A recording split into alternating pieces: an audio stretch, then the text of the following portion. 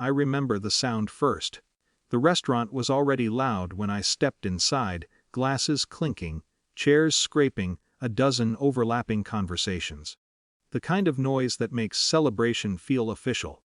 I spotted my family near the back, gathered around a long table, draped in white linen. My brother stood out immediately.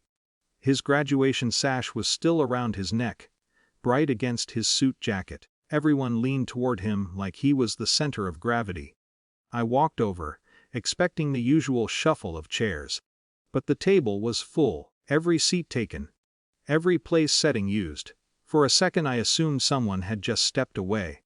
Maybe the restroom, maybe the bar. I stood there long enough that my presence had to be acknowledged. My mother noticed me first.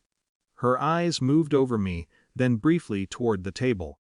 "You're late," she said. It wasn't angry, just a statement. "I came from work," I said. A few relatives nodded vaguely, but no one moved. No one scooted their chair, or asked for another place setting. My mother tilted her head toward the table, like she was explaining something obvious. "Well, we only reserved seats for the people celebrating the degree." A few small laughs drifted around the table. Then she added, quieter but sharper, "You didn't go to college. You don't really belong at this table." She said it with the kind of smile people use when they think they're being practical instead of cruel. For a moment, I just stood there. My brother avoided eye contact, focusing on his water glass. Someone near the end of the table raised their eyebrows at me like they were waiting to see if I'd make it awkward. I didn't. A server passing by noticed me standing and asked softly if I needed a seat. I nodded. He pulled a small two-person table closer to the wall, about 10 feet from the family table. Close enough that I could hear everything. Far enough that no one had to acknowledge me again. I sat. From there, the night unfolded like I was watching it through a window. Toasts were made. My uncle talked about the first real academic success in the family. My mom kept repeating how proud she was that my brother had taken life seriously. Every once in a while someone glanced in my direction, like checking if I was still there. No one asked if I wanted to join. It gave me time to think. Not angry thoughts. Just quiet ones. I'd worked since I was 19. Construction first, then logistics. When my dad lost his job years ago, I helped cover the mortgage for a while. I was the one who drove my brother to campus his first semester, when his car broke down. None of that had felt like sacrifice at the time. It was just what needed to be done.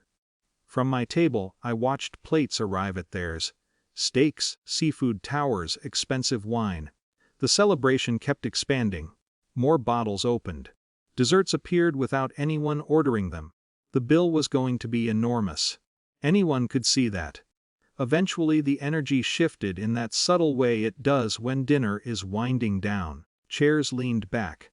People checked their phones. Someone joked about how much the meal must cost. A few minutes later the waiter appeared with a black leather folder. He spoke quietly with my mother. She nodded and said something I couldn't hear. Then the waiter turned and walked directly toward me. For a second I thought maybe I had forgotten to pay for the drink I'd ordered. He stopped at my table and handed me the folder.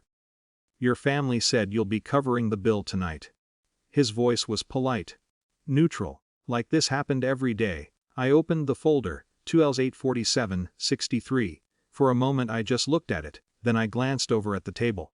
Every face had turned toward me. My mother's expression carried that same practical smile from earlier, like the outcome had already been decided, like this was simply the role I played. The reliable one. The working one. The one who paid for things.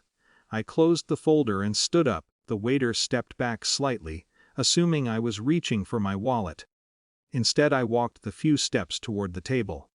No one spoke. I placed the folder gently on the tablecloth in front of my mother. My voice came out calm, quieter than I expected. "Not my family," I said. Then I gave a small shrug. "Not my bill." No anger, no accusation.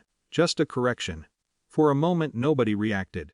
The restaurant noise carried on around us, forks clinking, a birthday song starting somewhere near the bar. My brother looked confused, my uncle frowned like he was trying to process a math problem. My mother's smile faded slowly, the way light disappears at the end of the day. I didn't wait for anyone to speak. I turned and walked toward the door. No one followed me. No one called my name. Outside, the night air felt cooler than I expected. I stood on the sidewalk for a minute, listening to the muffled sounds of the restaurant behind me. There was no feeling of victory, no rush of satisfaction, just a strange kind of quiet. For most of my life, I had been the one who stayed at the table, no matter how uncomfortable the seat was.